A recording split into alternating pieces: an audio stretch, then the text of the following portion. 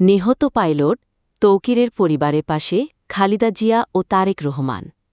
বাংলাদেশ বিমানবাহিনী প্রশিক্ষণ বিমান দুর্ঘটনায় শহীদ ফ্লাইট লেফটেন্যান্ট তৌকির ইসলামের মর্মান্তক মৃত্যুতে তার শোকসন্তপ্ত পরিবারের প্রতি সমবেদনা জানিয়েছেন বিএনপির মহাসচিব মির্জা ফখরুল ইসলাম আলমগীর। শুক্রবার ২৫ জুলাই বিকেলে ৪টায় ঢাকা সেনাকিরের বাসভবনে সাক্ষাৎ করতে যান তিনি।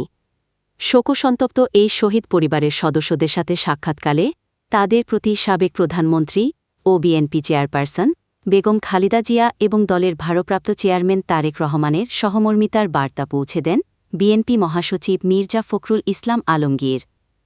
এই সময় উপস্থিত ছিল নিহত পাইলট তৌকিরের পরিবারের পাশে খালেদা জিয়া ও তারেক রহমান। বাংলাদেশ বিমানবাহিনী প্রশিক্ষণ বিমান দুর্ঘটনায় শহীদ ফ্লাইট লেফটেন্যান্ট তৌকির ইসলামের মর্মান্তক মৃত্যুতে তার শোকসন্তপ্ত পরিবারের প্রতি সমবেদনা জানিয়েছেন বিএনপির মহাসচিব মির্জা ফখরুল ইসলাম আলমগীর। শুক্রবার ২৫ জুলাই